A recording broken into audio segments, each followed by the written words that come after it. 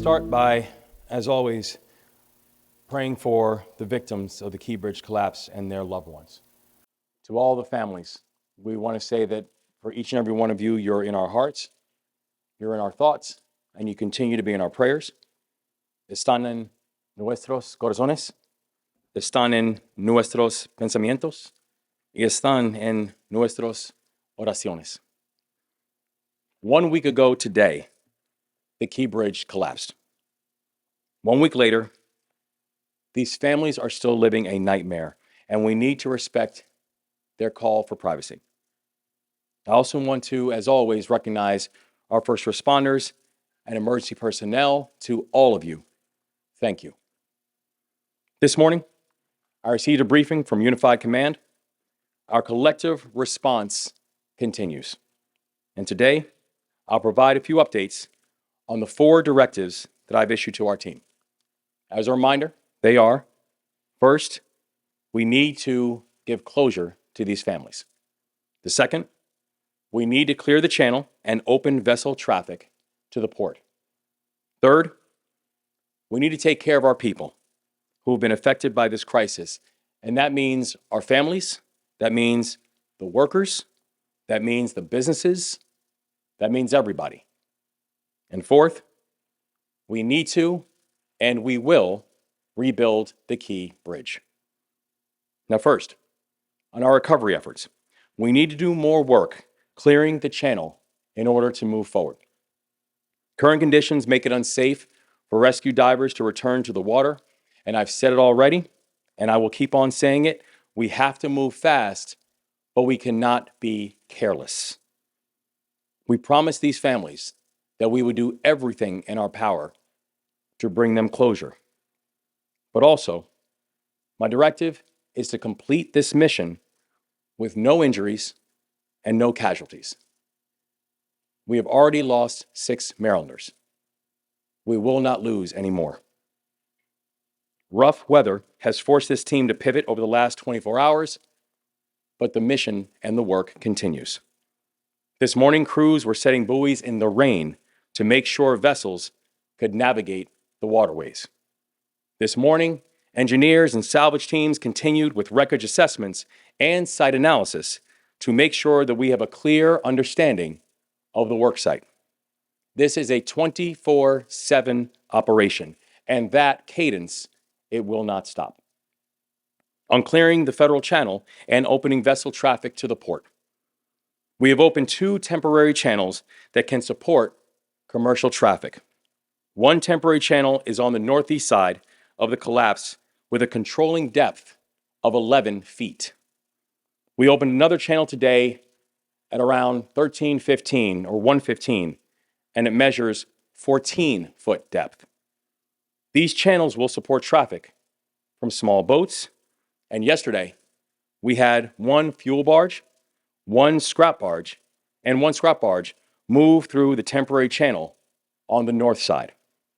And I'm thankful that after only a week after the collapse, we have pathways and channels so commercial traffic can now move through. But I do want to be clear. We are still a long way from being able to get the size and the cadence of the commercial traffic back to where it was before the collapse. So the fact is, right now, we're still talking about an 11-foot channel and also a 14-foot channel. And so if I can just put that in a bit of perspective. Thank you. So for the Port of Baltimore, the top areas that we have here for transit and transport is actually for vehicles, both new vehicles and also heavy wheel and heavy lift vehicles. That is where the Port of Baltimore has the most significant amount of emphasis. What we're seeing right here is a visual of the collapse site. Over here is where we have the dolly. This area, everything that you see here in the black, just to get an understanding of scale, everything we see here in the black, that's 700 feet and a depth of 50. What we're talking about, so this is the main chart area, the main chapter area, and we know for all vehicles, for all vehicle transports, and also for the containers that are carrying the vehicle transports, you need a depth of at least 35 in order for the vehicles, for the new vehicles, and also the heavy vehicles to be able to move through the Port of Baltimore. This right here is 50, apologize, this right here is 50 at 700 feet. The areas that thus far have been opened up are 11 feet and 14 feet. Just as an understanding of scale and what we're talking about, both for the 11-foot channel that's now opened and the 14-foot channel that's now opening. Neither one of those two channels are on this map. Just to get a sense of the scope and the scale of what we're talking about.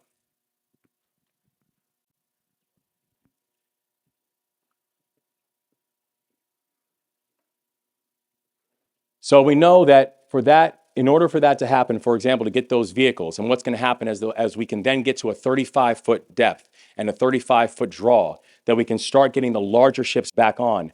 The reason that also becomes so important is because once you can start transporting vehicles, it's not only that it impacts the large vessels, but if you look at what happens with those vehicles, that supports the lives and the livelihoods of at least 100 longshoremen every time a large vessel can pull into the Port of Baltimore.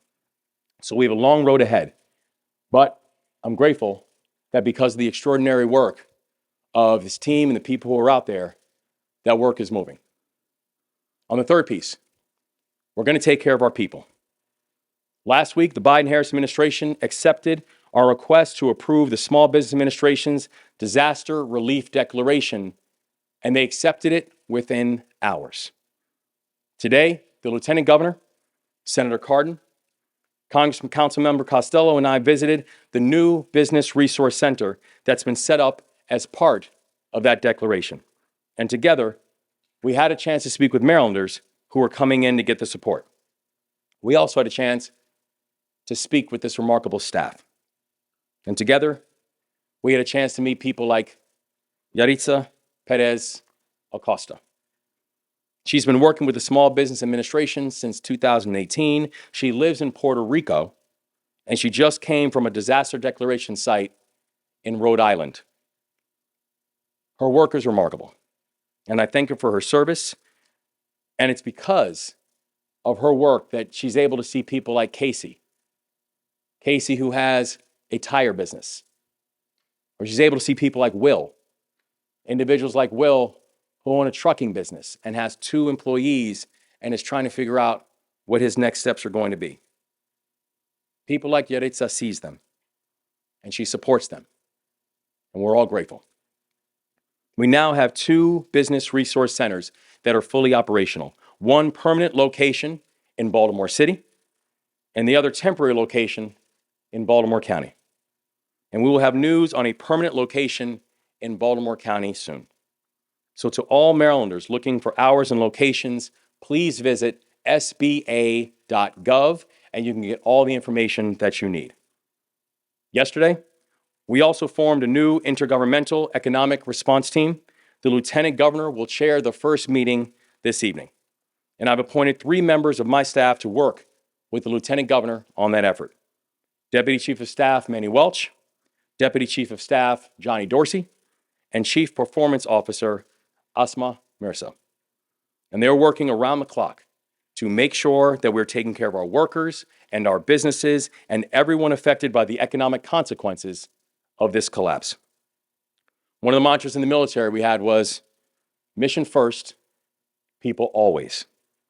And that is the mindset that we are applying to this effort. I'm also working closely with the Maryland General Assembly on the Port Act. Our team has offered several amendments to that piece of legislation, and today I just briefly want to highlight 3 of them. The first, we propose the creation of a new permanent scholarship program for the families of transportation workers who die on the job. The work that these men and women do every single day is both essential and dangerous, and we must ensure that when there are tragedies like this one, that the state does not forget about their children and their families. Mission first, people always. Second, we propose flexibility in work search requirements for unemployment insurance.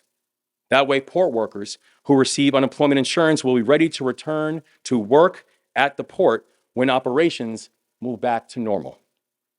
Mission first, people always. Third, we propose an amendment that will ensure flexibility for our Department of Commerce and our Department of Labor, because our goal is to make funding available for critical needs of workers and businesses as we move forward, mission first and people always. We cannot possibly find every answer to every problem in the next few days before session ends. But we can give the state the ability to respond and quickly over these next months. I also want to take a second to talk a bit about the state budget. When session began, our administration introduced a responsible budget that did not raise taxes. The House and the Senate have been moving through their process over the last several weeks to get a final budget to my desk for signature, and we are now 7 days from the end of session. So yesterday, I signed an executive order extending the legislative session by 10 days. I recognize that the House and the Senate are coming to the table with different perspectives. I know they are both working in good faith to achieve a resolution. And the parties are not that far apart. We all want to do what's best for the people of this state. So what I did yesterday was necessary that we can provide both the House and the Senate the time to find a reasonable compromise and get me a budget that I can sign. Now, fourth, on rebuilding. We cannot rebuild the bridge until we clear the wreckage. But I'm telling you, we are going to get this done. We will clear the channel. We will move the dolly. We will rebuild the Francis Scott Key Bridge. Every day, I meet more people who prove what it means to be Maryland tough and Baltimore strong. And today, we are here with Chief Petty Officer Morgan Merritt from the U.S. Coast Guard. She's in charge of the aids and navigation team. And they're the ones who help make these temporary channels navigable by commercial vessels. Her team was out in the pouring rain this morning, laying down navigation markers so ships could move through. There was nothing that was going to stop her or her team.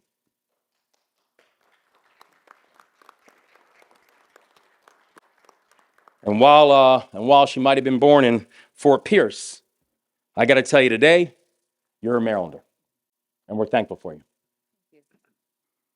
So in this moment, I'm going to hand it over to Admiral Gilreath, who's going to be speaking for Unified Command, and then following him, we'll be joined by Colonel Pinchason of the Army Corps of Engineers, Secretary of the Maryland Department of Transportation, Paul Wiedefeld, Senator Ben Cardin, and the Mayor of Baltimore City, my friend Brandon Scott. I want to thank all of our additional partners for being here today. So now, I'll turn it over to Admiral Gilreath, representing Unified Command. Thank you, Governor. Good afternoon. I'm Rear Admiral Shannon Gilreath. 1 week ago today, we were in this very room at about this time holding our very first Unified Command meetings with all the first responders that came to help in this tragedy. And so while the uniforms of some of those first responders have changed and some of the faces of the responders have changed, their dedication has not. I'm so proud of the folks, Governor. Thank you for recognizing many of the folks at the Unified Command and taking the time to do that, sir. You and the mayor and all the officials have come by to say thank you to them. We truly appreciate that support. Their dedication remains unchanged, and we are going to get this mission done. So let me give you an update on where we are today on those priorities. So priority number one still remains to reopen the Deep Draft Channel. And Colonel Pinchason is going to give you some more details on the challenges of that in just a few minutes. Our number two priority is to remove the dolly from the channel. And we continue to work on that. We've got divers going down today that are still continuing to survey around the ship. We've got engineers that are working to plan how we remove portions of the bridge from the dolly as well as remove damaged containers. And our third priority is to remove the rest of the bridge from the waterway. And we continue working along those lines, led by the efforts of the Maryland Department of Transportation and their contractors. And so yesterday we had a planned lift of one of those sections. The weather has delayed that lift, and so we haven't yet completed it, but it's still in the process and we're still working to get that done over time. We just can't do that lift in lightning, and some of those other conditions are making that challenging. But from a safety perspective, it is unsafe to operate those cranes when we don't have lightning in the area. So we're going to continue to work to do that, but we've got to do that safely. Now, as the governor mentioned, we have made progress in a couple other areas. We have reopened that northern channel that we spoke about yesterday with our first 2 barges to traffic through there. And we just reopened that southern channel today at a draft of 14 feet. We're going to continue working and planning for a third alternate channel when we get those spans that are just north of the deep draft channel removed. But that's still going to take us some time to do that. So I want to thank you again for your support. I want to turn it over to Colonel Pinchason to give us an update on the actual challenges that we're finding with that deep draft channel and the engineering that her team and the Navy Supervisor of Salvage team and our contractors are doing on that. Colonel Pinchason.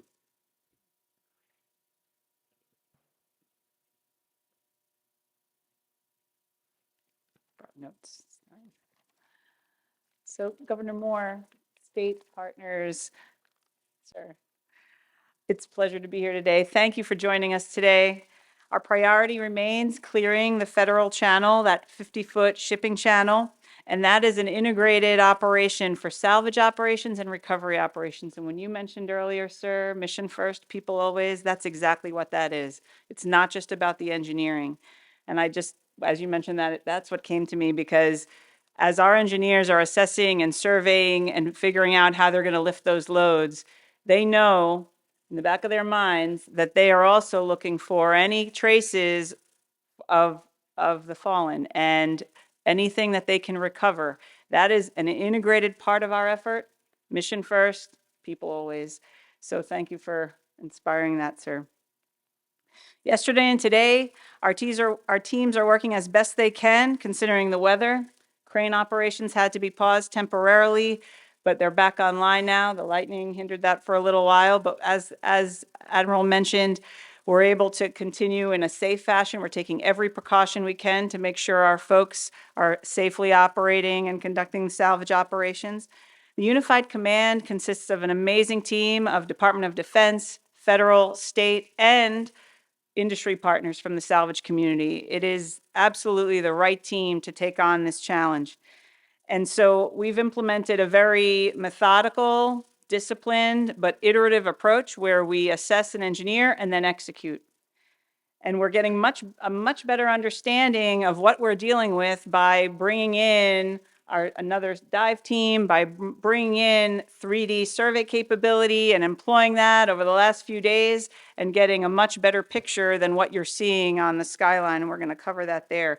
What those 3D surveys demonstrated for us and what they're indicating is that the wreckage on the bottom of the 50-foot channel is far more extensive than we could have imagined.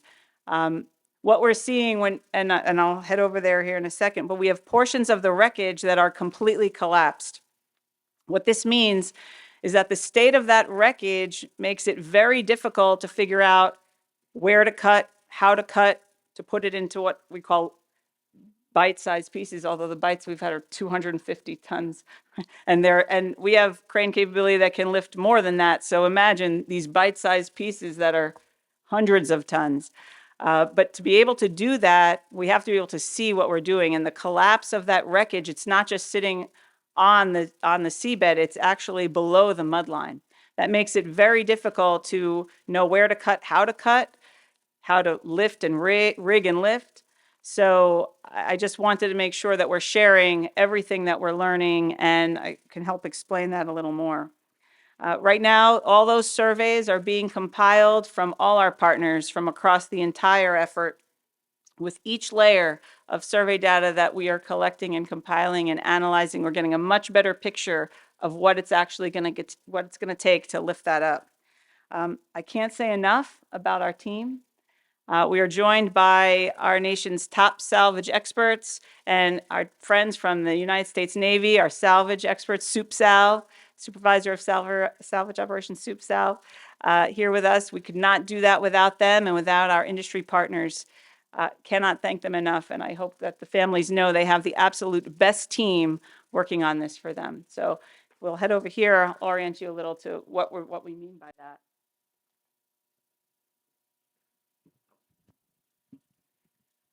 So as the governor mentioned, this is a survey graphic. I know it's a little pixelated. I don't know if we can shift. Just you said to shift it on the screen. Okay. This is what you all have seen. I think most of you have been out on site and have seen the wreckage.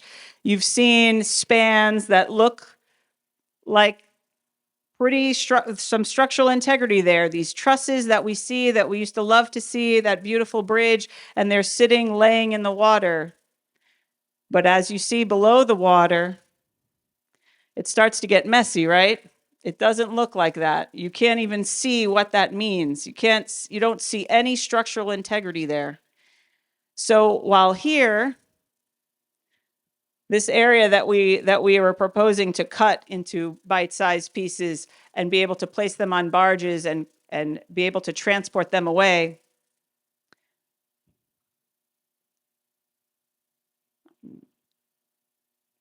There you go. I'm fully trained now.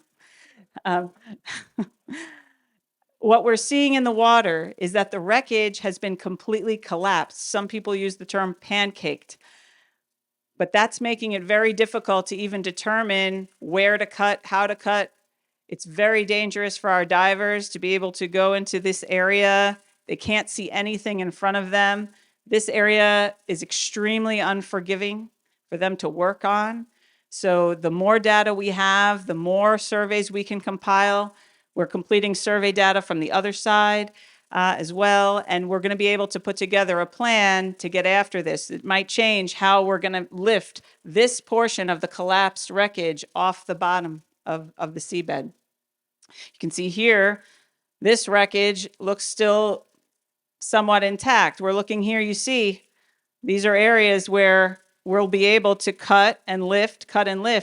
But then as you go below the surface, 50 feet down in the water, it is not something that we're going to be able to cut through, and we don't want to put people in danger if there's going to be instability. So we are now developing our plan for that. Now, just to make sure folks know, this is something that the salvage community knows how to do. That we are marshaling equipment to enable this additional type of lift. So that's when I say that we have the right people on the job figuring out how to get after this, that is 100% true. For us, it looked very, I don't want to say clean. I don't want to make it sound like it's not as complicated, that this is going to be easy. It is absolutely still complex. Salvage operations are not an easy task. The magnitude of this is enormous, as you've all seen. But as you go deeper in the water, this does not represent what's underneath the water. So we thought it was really important for you to understand what our divers are dealing with and what the courage they have to risk as they're conducting operations. We are taking every precaution to keep them safe. We are making sure that when we send them in, that they are guided properly, but it's very methodic, and we have to do it very carefully. And I know that takes time, but we're very thankful for the support from the governor, who understands what it actually is going to take to do this. And we can't thank you enough for that support behind all these things. So while the cranes might not be moving, I can't even tell you how much is going on behind the scenes with our engineers. It's humbling to see how hard they're working. Amazing. Let me hand it off. I'm going to hand it off right now to the Secretary of Transportation. You're coming over? I'm good. Good afternoon. I'm Paul Wiedefeld, Transportation Secretary for Maryland Department of Transportation. The Maryland Department of Transportation continues to work with the Unified Command to advance the Governor Moore's key directives as outlined. As the governor mentioned, the weather has impacted some of the salvage work, but we continue to make progress. Overall, hundreds of people from across the country and dozens of pieces of equipment are working on our unified response. And as was mentioned earlier, the contractors that we had on board went to work immediately. Thank you, Senator. That's using the $60 million that we received from the Federal Highway Administration, which allowed us to get right to work immediately. As has been said, I'm going to repeat it, we're operating at a high level of care for safety, and we will not sacrifice safety for speed. Turning to traffic coordination, the department continues to monitor and adjust the system. This morning, commuters saw higher traffic volumes and crashes with the rain, flooding, and many returning to their normal routine following spring break. I urge everyone to prepare for extra time and please be patient and courteous to your fellow drivers.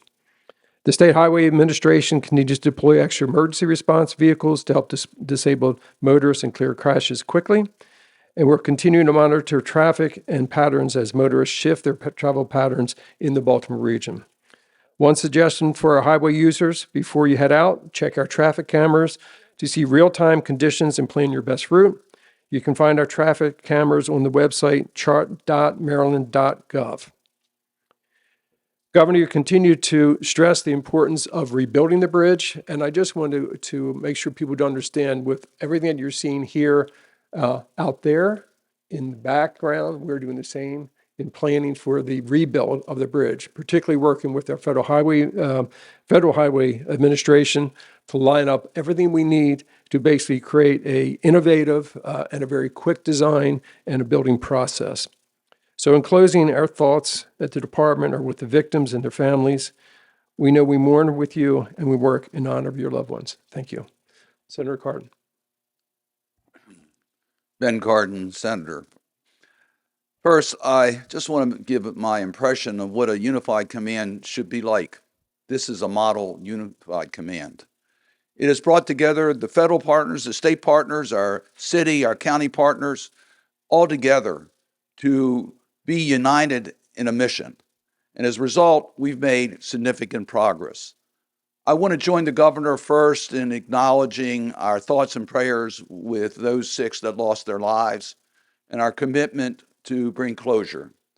That has always been our priority, and we will continue until closure is brought. Our priorities are to open the channel and to replace the bridge. Governor Moore, I want to thank you for your extraordinary leadership in this state. You have brought us all together with a mission, and you've inspired us that we will not rest until we accomplish that mission. We're going to get it done, and we're going to get it done safely. Admiral, I can't thank you enough in regards to what the Coast Guard has done, and Colonel, in regards to the Army Corps. Our partners have been here. I'm frequently asked from our federal congressional delegation, will the federal government be there with the resources that Baltimore needs? Well, look at what resources have already been made available to Baltimore. The Army Corps has had the expertise of federal agencies. They've had the money, they've had the resources, they've had the equipment. President Biden has made sure that will be done. We have the resources necessary to deal with the mission of cleaning up the channel. And as Secretary Wiedefeld says, we have the resources to start the replacement of the bridge and to deal with the challenges, transportation challenges with the bridge coming down. Next week, I have scheduled a meeting for our congressional delegation with the OMB, Office of Management and Budget, with the state of Maryland, to make sure that we coordinate in Congress with the Biden administration to make sure they have all the resources they need to complete the mission in Baltimore. We recognize that the priority now is to open the channel. We can't replace the bridge until the channel is opened, although we start planning it. But we need to make sure that we have the commitment moving forward to replace the bridge with the type of bridge befitting our community and the needs of our community. We are committed to making sure that happens. I want to talk a little bit about Trait Point Atlantic because they're making some modifications today that will help us in transition because that's before the bridge. In 2020, Senator Van Hollen and I worked to get a port grant to Trait Point Atlantic to make it more capable to deal with port activities. I want to thank again the Biden administration for being willing to modify that grant so that we can deal with what Governor Morris talked about, the roll on, roll off needs of the port through Trade Point Atlantic. It's that type of flexibility, it's that type of action that is allowing us to try to mitigate the severe damage to our economy and the regional economy as a result of the channel being blocked. I want you to know it is a team effort. Senator Van Hollen and I have worked closely with the Moore administration, along with Congressman Mfume and our entire congressional delegation. Mayor Scott, thank you for your extraordinary leadership working with your counterparts, the county execs of Anne Arundel County and Baltimore County. I had a chance earlier today to visit the small business operations in Dundalk. Excuse me, in around here. And it was actually in East Baltimore. I had a chance to see firsthand how important the SBA programs will be. Make no mistake about it, small businesses are the growth engine of our economy. That's where we get job growth. They are innovative. They figure out ways to do things. When you think of the Port of Baltimore, when you think of a port, you don't necessarily think about the hundreds and hundreds and hundreds of small businesses that are making that port operate. Many of the transports are done by independent contractors and small businesses. Now, they do things well, so we have an efficient port, but they don't have deep pockets. They're not prepared for this type of disaster. Administrator Guzman called me on the day of the tragedy to let me know that she believed that this would qualify for emergency assistance. She already put together a team to come to Baltimore to help us. And as soon as the state could come forward with their application, it was approved at the federal level. And it means so much. The governor talked about some of those business owners that we saw today. One has 2 employees and 2 trucks. And he'll be out of business unless he gets some help. And what we're going to be able to do through this program is give that person the hope the help that they need now, and with the traffic coming through the port, the business, so that they can stay in business. So this has been a team effort. Our federal congressional delegation, Governor, is with you. We're going to do everything to make sure you get the help that you need from your federal partners. And I want to thank all of our federal partners who have been here from day one, and they're not going to leave until mission accomplished. Governor, Mayor. Thank you, Senator, and thank you, Mr. Governor. Good afternoon. A week ago today, our city, our state, and our region endured a massive and unspeakable tragedy. But despite the pain, Maryland and Baltimore did what we always do. We came together to support those in need and to begin the recovery from this unspeakable tragedy. I want to thank you all for continuing to be here to bring attention to this story as we work to build a Baltimore back and overcome the multitude of challenges it's posing to our city, state, and region. And of course, first and foremost, again, the thoughts and prayers of all of Baltimore will now and forever be with those who we lost. In the excitement of yesterday's progress in establishing a channel for some emergency and some commercial vessels, I don't want us to lose sight of the fact that we still have 4 Marylanders missing below the water. And we know that every single person in Unified Command, every single first responder, everybody that is out there in front or behind the scenes is not going to forget those folks. And I know that no one up here will rest until we bring them home and provide closure to their families. Yesterday, we talked about meeting with the union members from ILA and making the same commitment to them that we made to the families, that we will always be with them to see this through alongside them. Last night, I had the opportunity to meet with business owners impacted by the port closure, some of those small businesses that Senator Cardin was just speaking about, alongside my counterparts, County Executive Olszewski and Pittman, representatives from the port, from the governor's team, Unified Command, to talk about what the outlook for their businesses look like and how we can work with them to overcome it together. The road ahead is long and difficult, but we will navigate the challenges ahead and utilize every single tool we have to support businesses and their workforces. And we'll do that the same way we've done everything since that first phone call, together, in coordination, each relying on our unique tools and assets. Everyone should know, no matter how hard it is, our city will come out stronger, our state will come out stronger, and we will be more unified and more ready for the future than we were before this unspeakable tragedy. And we'll do that by focusing on our city and state's greatest asset, our people. And with that, I'll turn it back over to Governor Moore.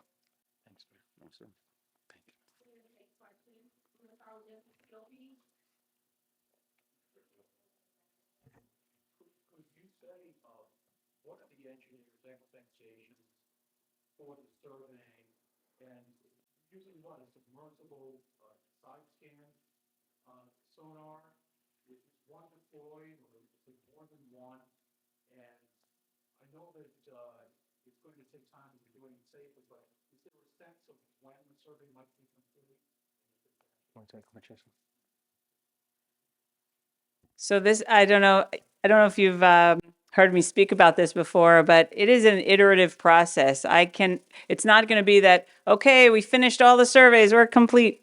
It's not. We are surveying after every single lift. Now, the 3D surveys that we're using, it's a COBRA system. It's a 3D multi-beam side scan survey system. We have 2 of them right now. We have multiple dive teams. All the salvage operations, there are 3 salvers that are working 3 different efforts, and they all have survey teams. We also have Corps of Engineers surveyors. Everyone is sharing their information. All the survey information is coming together. They're informing each other. They're sharing. It is truly a unified command. The information, the lessons from every lift, every pick, the conditions on the ground, what the divers are seeing. They're not going into their separate areas and working on it themselves. They are coming together to give everybody the best picture. They're creating a shared understanding of what the conditions are, what the challenges are, what they're facing.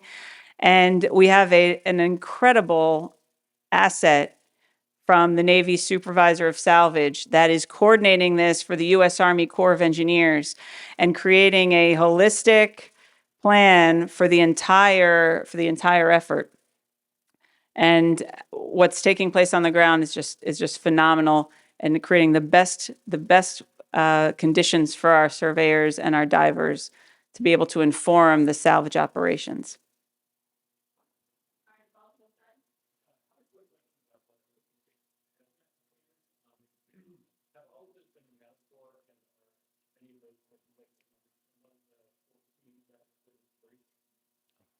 Secretary Rackaway.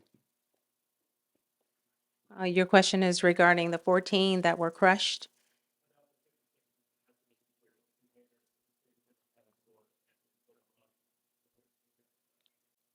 They have been accounted for. There are 14 that were crushed. Yes. So they have been accounted for.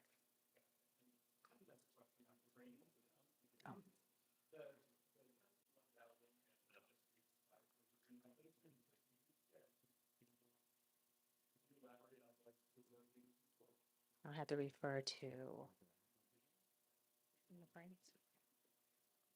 Hi, I'm Captain Sal Suarez, Supervisor Sergeant Diving. They have not been used yet. There are smaller cranes that are in operation at this moment for the quote-unquote smaller lifts.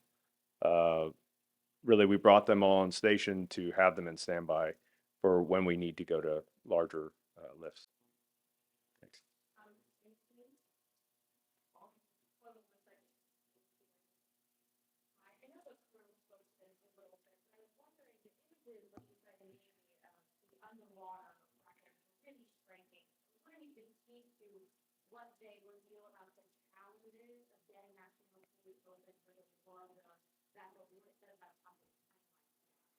Yeah, I think one of the things that we see is as complicated as the overwater images are.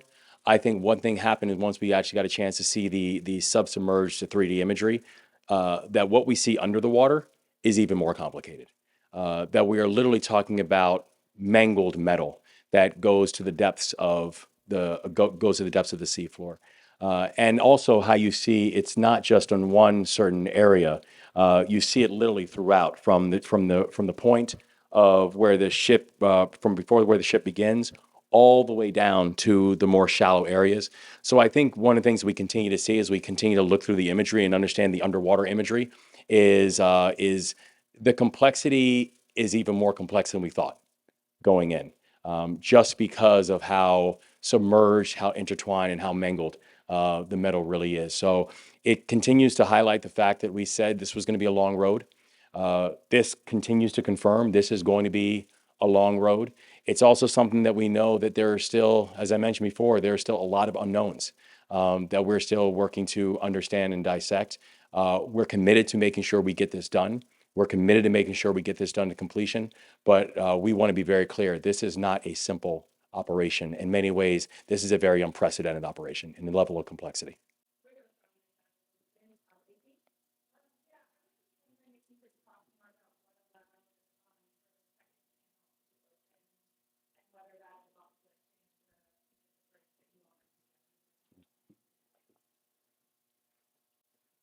So there were several things that needed to happen. The first thing we needed to do was a survey that we did in conjunction with NOAA and the Army Corps of Engineers to actually see what the depths were in that area. And then we identified a pre-existing obstruction that the state of Maryland Department of Transportation and their contractor were able to go over and basically pull that out of the water for us, which then gave us that 14-foot draft. After that, we asked the Coast Guard Ace Navigation Team under Chief Merritt to go out there and actually mark that channel so that mariners could see how to visually navigate through that section of the bridge and span and do that safely. And so those were the steps that went into it. The Unified Command reviewed all that material after it was marked and made the decision it was safe to open that alternate channel. Similar things went into the first channel. There just wasn't an obstruction there, ma'am. Yes, that was a piece that we mentioned yesterday. Yes, ma'am. So the third channel will depend upon when we can complete the removal of the bridge obstructions in that section north of the Deep Draft Channel. So after that's completed, then we'll complete a survey and then we will mark that channel as well.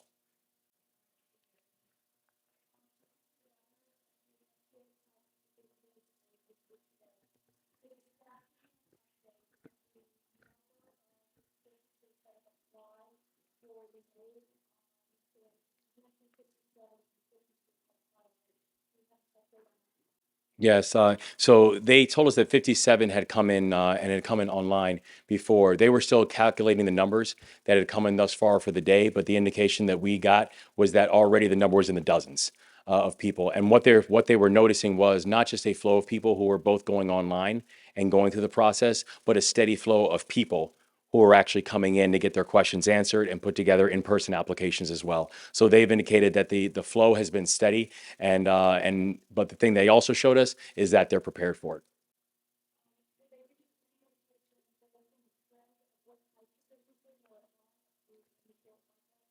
So in fact, we were actually speaking about that when we first went in. The senator and I were asking this question. All the things that they're seeing are people who have some form of attachment to the port. So whether it is a truck driver who was running routes, using the port as an entity. Whether it was, I mentioned before about KC, who had a tire company, and some of the specific vehicles that he was making tires for were tires that were destined for either the new car placements or the vehicles that were coming into the port. So the only consistent thread that they told us they were seeing was just showing that the variance of impact that this port, that the maritime operations of the port were having on individual businesses. Thank you.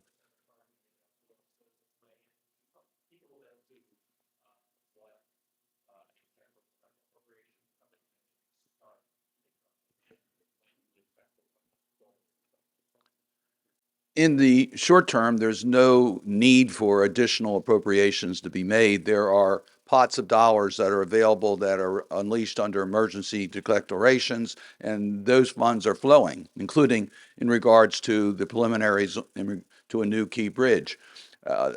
There are agency budgets that cover a lot of these needs. They're prepared for these types of emergencies. So there's been no slowing down, and we don't anticipate any slowing down. There is a limit to how much funds are appropriated. So there comes a time when you have to replenish those funds. That goes through the normal, in many cases, the normal appropriation process is not necessarily designated to Baltimore or Key Bridge, but there are going to be funds that are going to be necessary to be replenished as a result of this type of an emergency. When you have a tragedy like this, a catastrophic event to infrastructure that has national significance, the Congress has come together to make sure the resources are there so that infrastructure can be replaced. And I want to acknowledge Senator McConnell, the Republican leader of the Senate, for his positive comments today about the federal government will be there.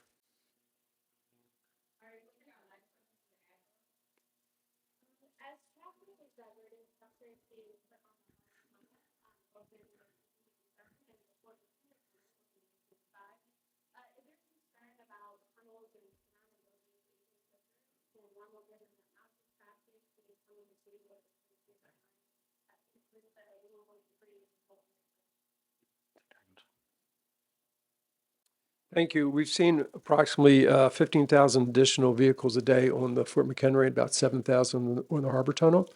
So over time, yes, they will have an impact. So what we will do is we'll monitor the condition of those facilities and make any necessary improvements to make sure that the safety of those facilities are maintained.